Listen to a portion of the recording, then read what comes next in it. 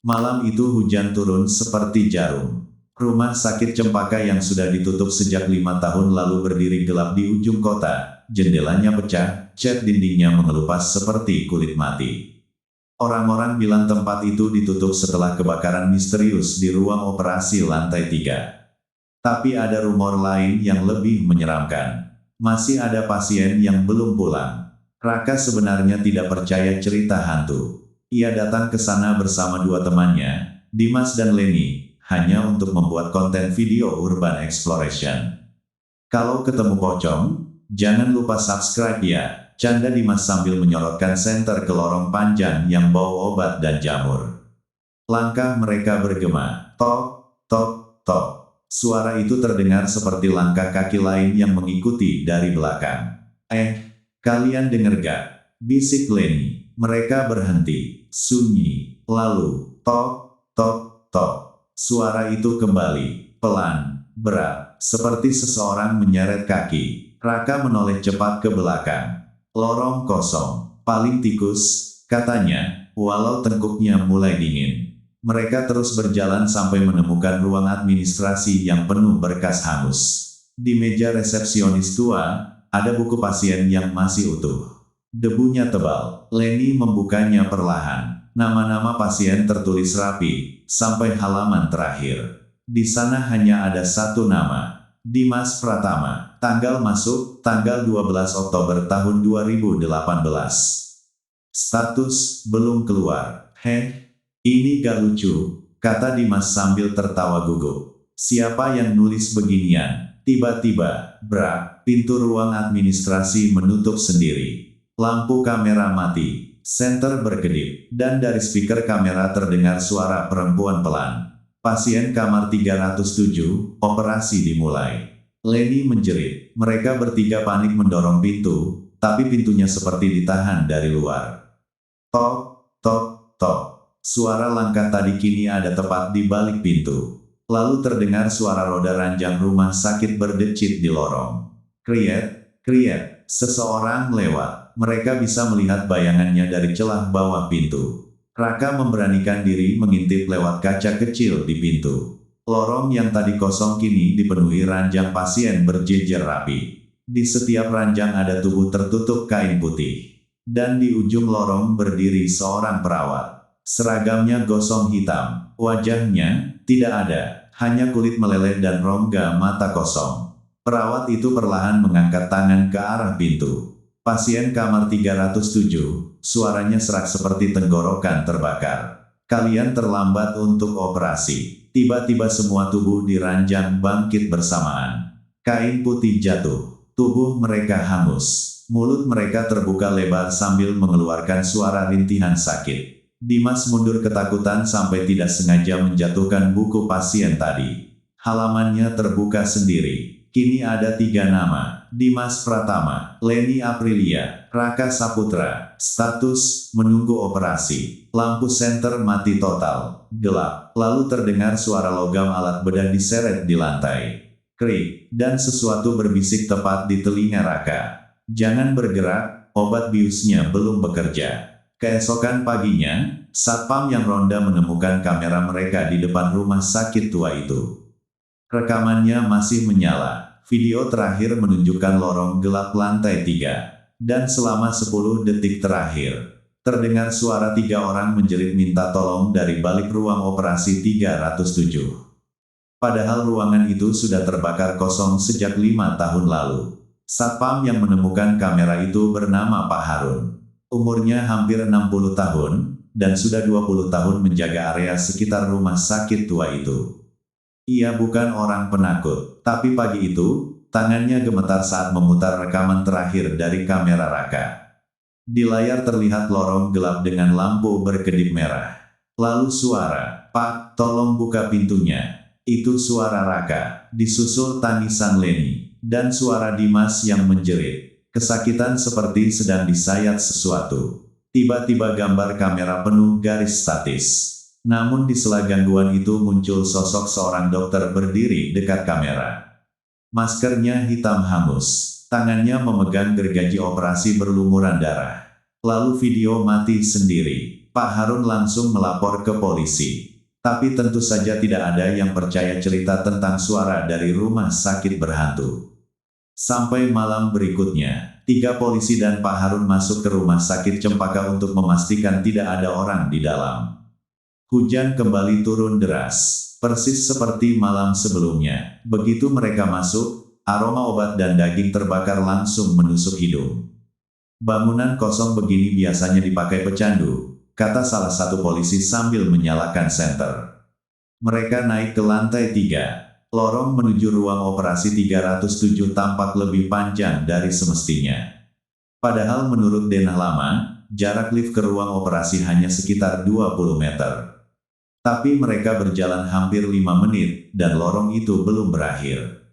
Perasaan tadi lukisan itu udah lewat deh, bisik Pak Harun. Semua berhenti. Di dinding kanan ada lukisan bunga matahari gosong. Dan benar, mereka sudah melewatinya 3 kali. Salah satu polisi mulai panik. Kita muter-muter. Saat itulah terdengar suara pengumuman rumah sakit dari speaker tua. Seluruh dokter harap menuju ruang operasi. Pasien sadar kembali. Krek, lampu lorong menyala satu per satu. Dan mereka melihat sesuatu di ujung lorong. Seorang anak kecil berdiri membelakangi mereka. Baju pasiennya penuh bercak darah. Kakinya tidak menyentuh lantai. Dek, panggil Pak Harun pelan. Anak itu tidak menjawab. Perlahan, kepalanya berputar hampir 180 derajat. Matanya kosong hitam. Mulutnya tersenyum terlalu lebar. Dokter bilang, pasien tidak boleh pulang. Semua langsung mundur. Tapi tiba-tiba, brak, pintu ruang operasi 307 terbuka sendiri. Dari dalam keluar cahaya putih terang. Dan suara mesin monitor jantung berbunyi nyaring. Tit, tit, tit. Di dalam ruangan itu, Raka masih hidup. Tubuhnya terikat di meja operasi. Dadanya terbuka penuh jahitan kasar. Matanya melotot ketakutan. TOLOONG. Teriaknya serak. Leni dan Dimas ada di lantai. Tubuh mereka pucat. Selang infus hitam menancap di leher mereka. Dan di sekitar meja operasi berdiri para dokter hangus. Jumlahnya belasan. Mereka bergerak patah-patah seperti mayat yang dipaksa hidup kembali. Salah satu dokter perlahan menoleh. Wajahnya meleleh. Tapi mata kirinya masih utuh, menatap lurus ke arah Pak Harun. Operasi belum selesai, katanya pelan. Monitor jantung tiba-tiba berbunyi panjang.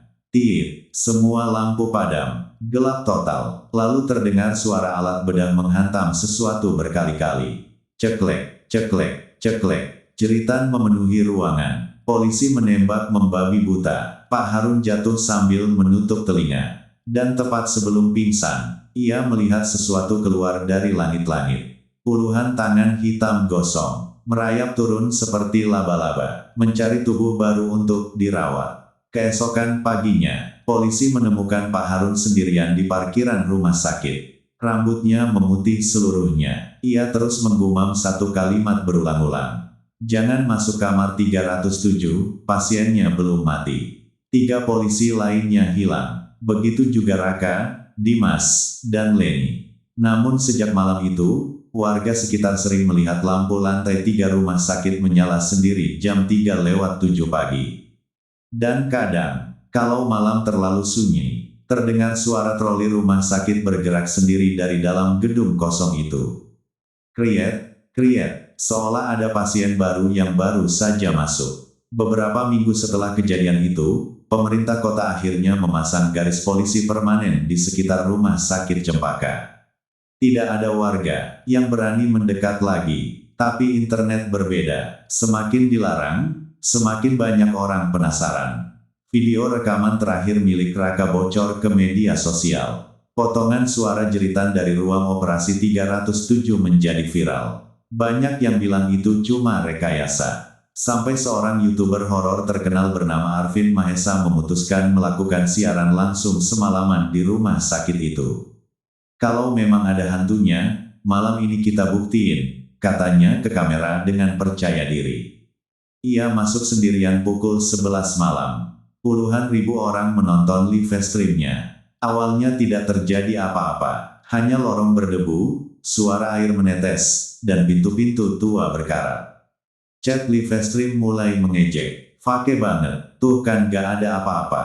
Arvin tertawa kecil. Gue bilang juga apa. Lalu kamera menangkap sesuatu. Sesosok perempuan berdiri di ujung lorong. Diam, rambut panjang menutupi wajah. Baju perawat putihnya penuh bercak hitam seperti terbakar. Chat langsung meledak. Bang behind you. Itu apa? Arvin menoleh cepat. Kosong. Saat ia melihat kembali layar kameranya, perempuan itu sudah lebih dekat. Padahal tidak terlihat berjalan. Napas Arvin mulai berat. Oke, itu gak lucu. Ia mundur perlahan sambil terus mengarahkan kamera. Dan saat itulah suara speaker rumah sakit kembali menyala. Pasien baru telah tiba. Semua pintu kamar di lorong terbuka bersamaan. Brak, brak, brak. Gelap di dalam kamar-kamar itu tampak bergerak. Seperti ada banyak orang berdiri di sana. Mengawasi. Livestream mulai dipenuhi gangguan. Wajah Arvin tampak pecah-pecah oleh statis.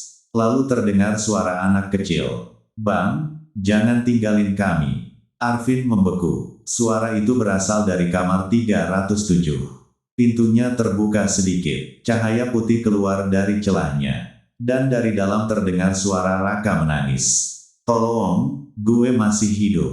Chat Livestream berubah panik. Itu suara manusia. Jangan masuk. Tapi rasa penasaran mengalahkan takut. Arvin mendekati pintu 307 perlahan. Tangannya gemetar saat mendorong pintu. Kriek. Ruangan operasi itu terang. Terlalu terang. Di tengah ruangan ada meja operasi. Dan di atasnya, tubuh Raka, masih hidup, matanya terbuka, kulit wajahnya pucat abu-abu. Seluruh tubuhnya dijahit ke meja operasi dengan benang hitam tebal. Mulutnya bergerak pelan. Lari. Arvin mundur ngeri. Tapi tiba-tiba monitor jantung di samping meja menyala sendiri. Tit, tit, tit. Lalu semua dokter hangus muncul satu persatu dari balik tirai operasi.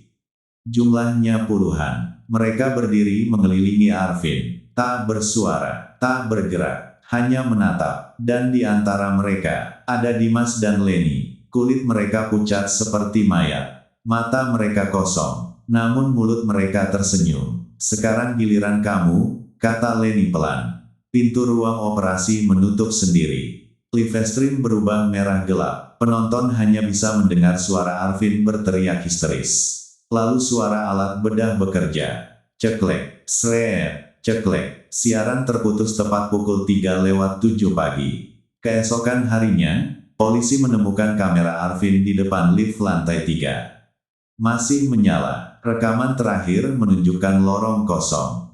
Namun beberapa detik sebelum video berakhir, seseorang berdiri tepat di belakang kamera. Seorang dokter memakai masker gosong.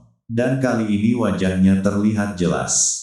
Itu Raka, mulutnya tersenyum terlalu lebar, sambil berbisik pelan ke kamera. Rumah sakit ini selalu butuh pasien baru.